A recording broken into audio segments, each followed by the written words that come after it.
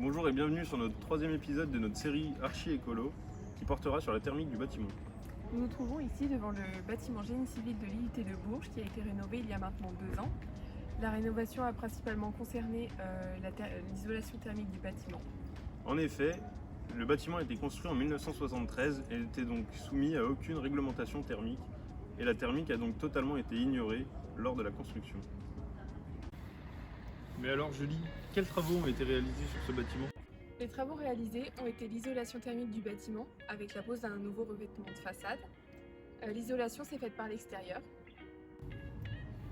Mais alors pourquoi de la laine de verre sous ces plaques ?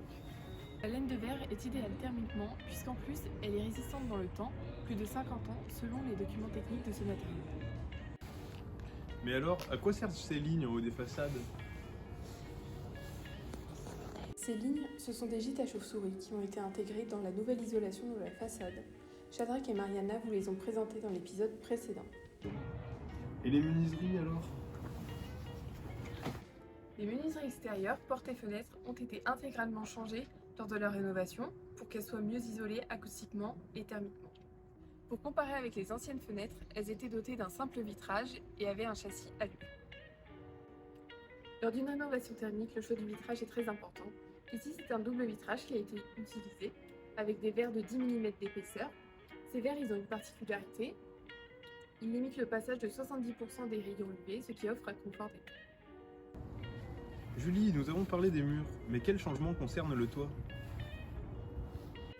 Concernant la toiture du bâtiment, la rénovation a consisté à surélever les acrotères afin de respecter les normes des bâtiments recevant du public qui ont évolué depuis la construction de notre bâtiment en 1973.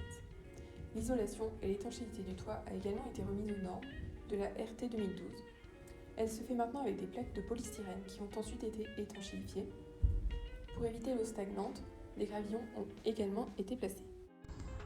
Pour la partie ventilation et chauffage, les travaux réalisés ont été la mise en place du raccordement au réseau de chauffage urbain et une ventilation mécanique contrôlée double flux. Ces modifications ont été réalisées dans le but d'améliorer le confort au sein du bâtiment et ainsi que dans le but économique de réduire les coûts tout en ayant de meilleures performances énergétiques. Pour la partie chauffage, il faut savoir qu'avant, l'IUT fonctionnait au gaz et que depuis l'installation de la chaufferie urbaine en 2008, l'IUT y a été raccordé et depuis, il a toujours fonctionné avec la chaufferie urbaine. C'est donc une innovation écologique et économique. La chaufferie en bois dessert environ 96 infrastructures, dont les établissements scolaires, la piscine municipale et des logements sociaux. Elle est en fonctionnement uniquement avec du bois de récupération, comme des palettes usagées, des bois de déchetterie ou encore des déchets forestiers. Elle fonctionne donc sans un seul arbre coupé uniquement pour ses besoins. Mais alors Julie, quelle est la quantité de bois utilisée par la chaufferie ? C'est environ 50 camions de bois qui sont livrés ici chaque semaine et qui ont été récupérés à moins de 150 km de la chaufferie. A noter qu'il est racheté au pouvoir calorifique et non au poids ou au volume. Mais alors Lorenzo, comment fait-on si on n'a plus de bois ? La chaufferie peut également tourner au gaz naturel pour faire la pointe ou au fioul si le gaz n'est pas disponible.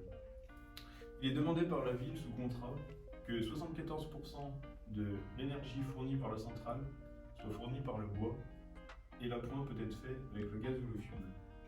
Depuis sa construction, la chaufferie n'a jamais tourné au fioul ou au gaz, à part pour quelques essais de vérification.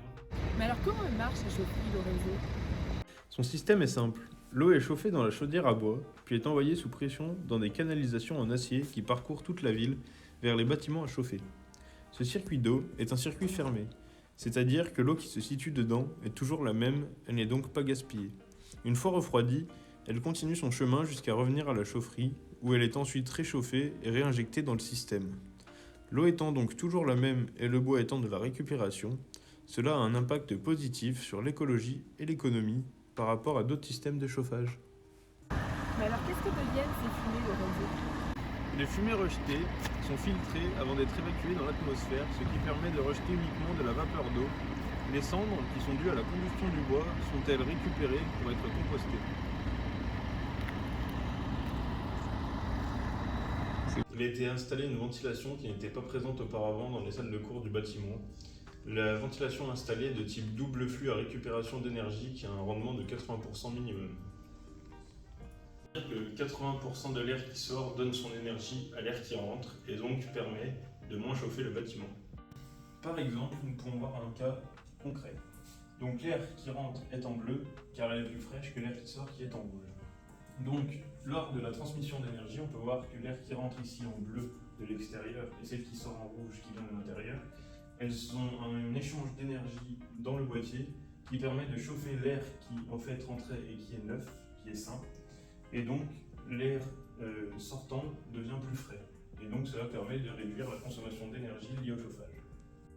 La ventilation est équipée, avant les sorties d'air, de batteries alimentées par la sous-station du bâtiment du chauffage urbain qui permet de souffler l'air à une température de 20 degrés pour un confort optimal des occupants du bâtiment. La rénovation énergétique, c'est aussi la préservation de l'environnement. En effet, les déperditions de chaleur sont limitées, ce qui influe positivement sur le réchauffement climatique lors des rénovations à plus haute échelle. Ces changements sont également ressentis dans le bâtiment. En effet, le confort thermique d'hiver et celui d'été sont nettement améliorés.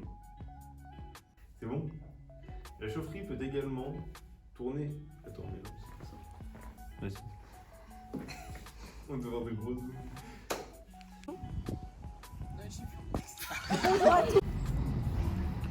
Les fumées rejetées sont filtrées.